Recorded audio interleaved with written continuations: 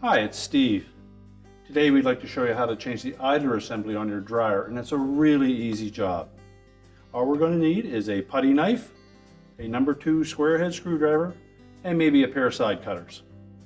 Let me show you how we do it. Now before we begin this repair, the first thing we'll need to do is to disconnect power to the dryer. So unplug it, or locate the electrical panel and turn off the appropriate breaker or remove the appropriate fuses. Now to release the main top from the cabinet, we need to locate the little spring clips at the front, and we'll take our putty knife, we'll slide it into that gap, just locate those, push back on them. You may wish to pull forward on that top at the same time until you release it. Do the same thing on the opposite side. And you can lift that top up. We suggest it's easier just to disconnect the ground wire here at the back and then lift that top off of the hinges and set it aside. Now next we'll have to remove the front, and to do so we will need to disconnect some wire harnesses. They're typically held in place with a little wire tie attached to the cabinet. So we may wish to cut that wire tie first and discard it. And disconnect the wire harnesses. And then we'll locate 2 screws that secure that front panel to the front of the cabinet. And remove those. Then we can pull that front panel forward. There'll be a little bit of resistance because there are 2 spring clips that fit into the front lip on that cabinet. And once that comes free, we can tilt it forward and lift it off of the 2 clips at the bottom, and then we can set that aside. Next we'll need to release the belt from the idler pulley. We're just going to reach in on the right hand side over top of the blower housing. Reach back in there until you feel the belt. Follow the belt down until you feel the motor pulley. The belt wraps around the motor pulley, comes back up on the left side of that, and then rolls over top of the idler pulley. Now to remove the belt, we'll need to release the tension on the idler assembly here. So we're just going to pull that towards the center of the drum. That will release the tension on the belt, and we can roll it off of the motor and the idler. Once the belt is released, we can then take the drum and the belt out of the dryer. Now next, on this model, we'll need to remove this little clip at the front that supports that drum. So remove the screw, take that little bracket out, and just set it aside for now. And then using the belt, we're going to lift that drum off the rear bearing. Use caution in the opening on this drum. Sometimes that metal is quite sharp, so be careful with that. You're just going to lift up sharply at the back of the drum to release it from the bearing. And we're going to tilt it out through the opening.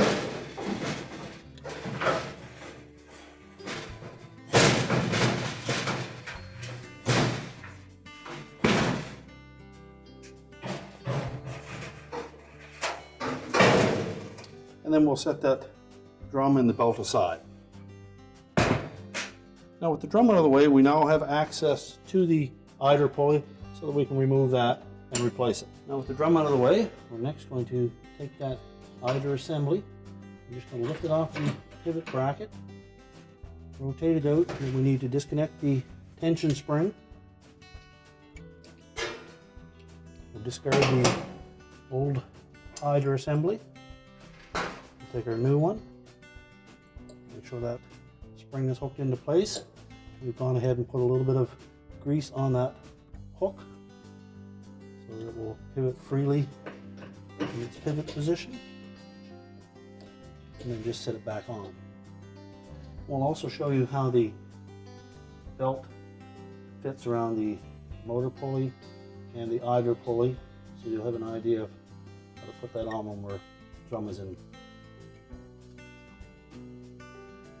We'll also show you how to install the belt, the configuration that it wraps around the motor pulley and the idler pulley, because you won't be able to see that when the drum is in place.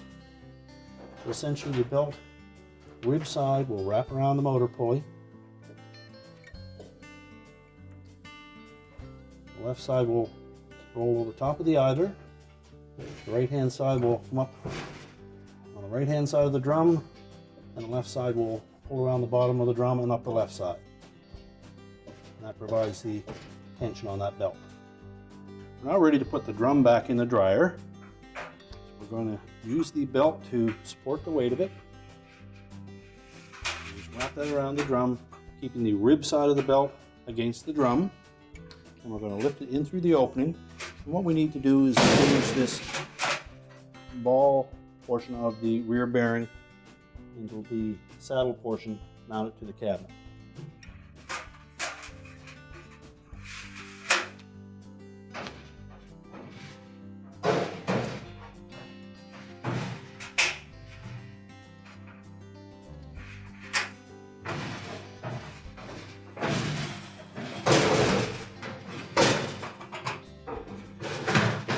Once we're completely in the cabinet, we're going to lift that drum high enough that it'll sit into the top portion of that rear bearing, and then let it set down into place.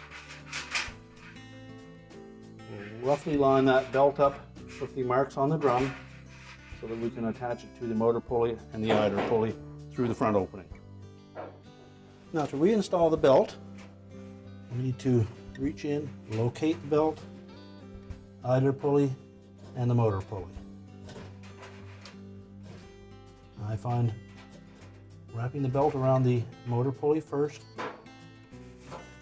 and then pulling that idler pulley to the center will give us enough slack that we can push the belt over top of the pulley.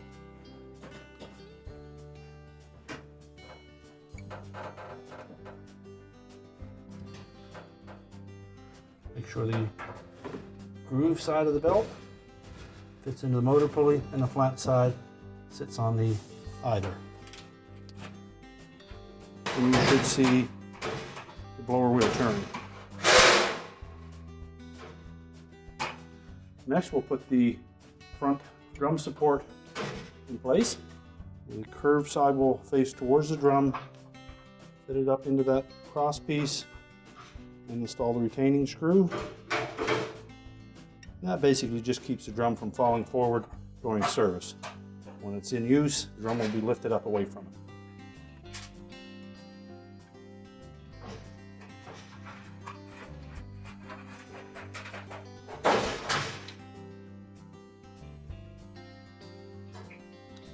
And now we're ready to put the front panel back on.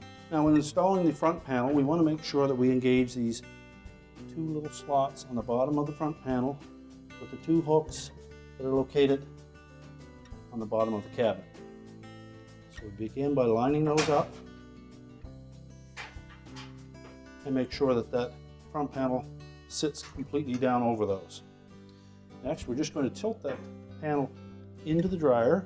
We'll make sure that we pull our harness through the opening, and we'll also need to lift up on the drum to allow that felt seals to fit into the opening.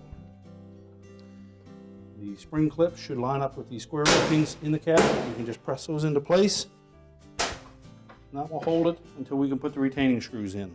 So next, we'll install those two retaining screws for the front panel.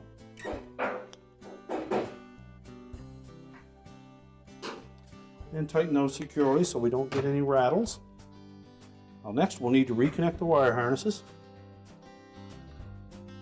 Make sure they're fully inserted and that the locking tabs engage.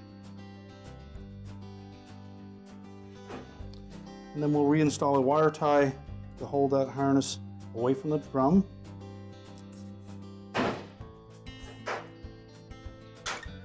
Next, we'll put the main top back on.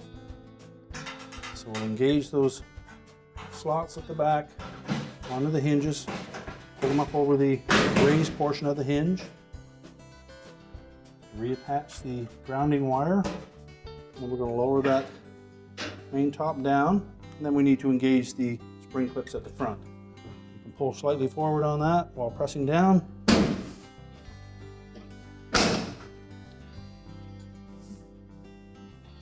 Once we have that properly attached, we can then reconnect the power, and our repair is complete.